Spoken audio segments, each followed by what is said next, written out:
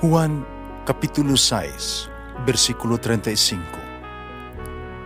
Si Jesus miingon kanila, "Ako mao ang pan nga naghatag sa kinabuhi. Ang muari kanako dili nagayod gutomon, ug ang mutuo kanako dili nagayod uhawon." Pan sa kinabuhi.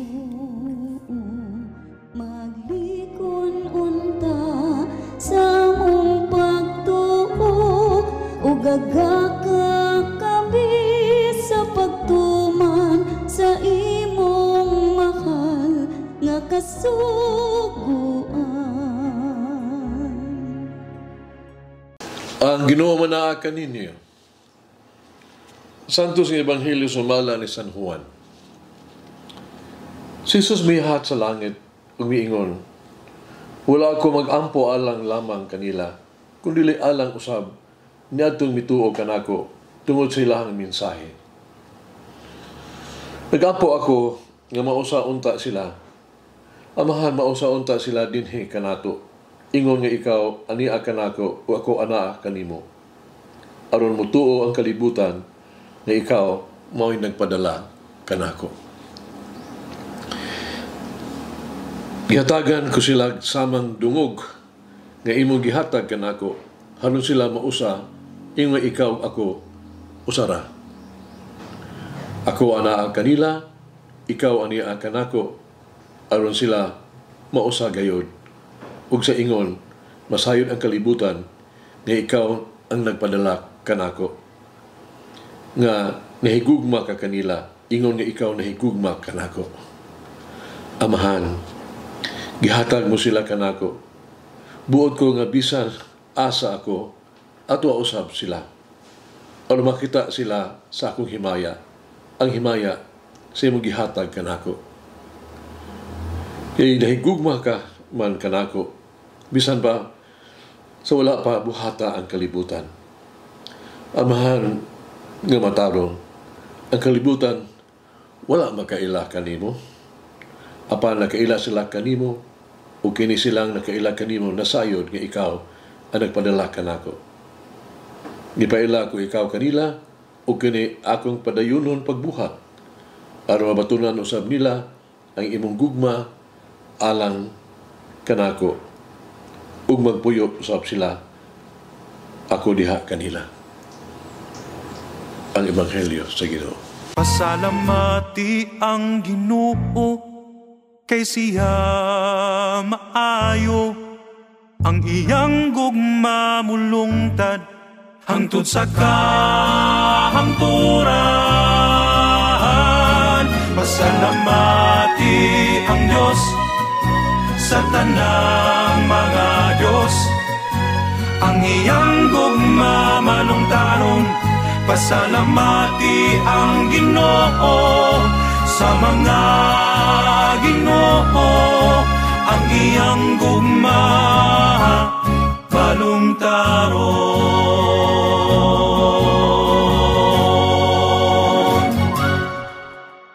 Sa tuong Ebanghelyo karong adlaw, atong nahimamat si Jesus nga nag-ampo sa iyang amahan. Lawom kayo ang unod sa mga pag-ampo. Tugay iyang gipahayag iyang suod nga relasyon gyud tali kaniya ug siyang amahan. Diyan nga kahimtang sa pagkasuod, si Jesus naghangyo sa amahan nga sila adunay parehas nga kasuod kanato.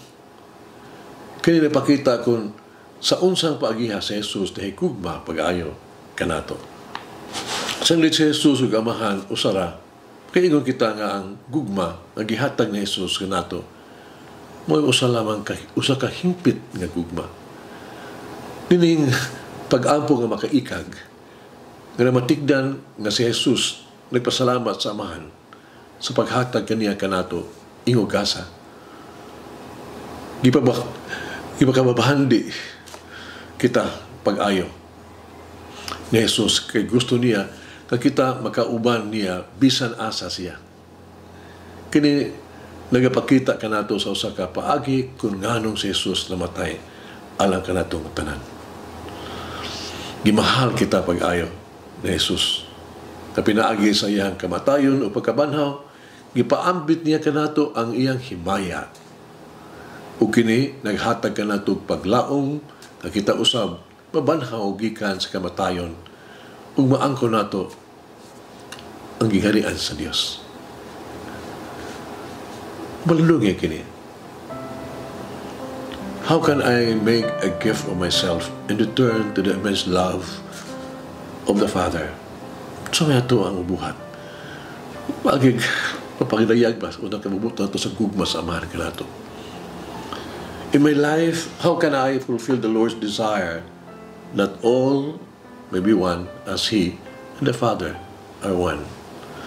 Sa itong kinabuhi, kung sa may atong buhato, ano kita may usa diha ni Jesus ug sa iyang amahan, ug sa atong amahan. Mag-ampo kita. Thank you, Lord God, for giving me the kind of happiness that can only come from a deep union with you. Salamat, Ginoo, nga magtudluan ko nimo, patagamtam nimo, kadi ay ang tinuod nga kalipay na aragyod sa mo pinagiusa nimo ug sa amahan. Oh, Mary, tabangin kami, iampo kami. Harang mo ang pangandoy, magpuyo diya sa gugma, uban sa amahan, uban sa Jesus, uban sa Espiritu Santo, mahiusa diha, uban sa kanimo. Manalangin ang Diyos magagawin sa tanan, Amahan, Anak, Espiritu Santo. Amen. May the Lord of the divine mercy bless us all, heal us from all diseases and suffering. Ayun unta niya kita, tanang mga sakit na sa lawas o sa kalag, body and soul. In the name of the Father, the Son, and of the Holy Spirit. Jesus, I trust in you. Amen. Whoever eats the bread of life will never hunger, says the Lord. Kay galaan inyong nabati ang pagpaambit ug hamubong pamalandong sa pulong sa Dios pinaagi sa tulumanon pan sa kinabuhi nga gidumala ni Monsignor Daddy Silva. Hangtod na usab sa sunod higayon, daghang salamat.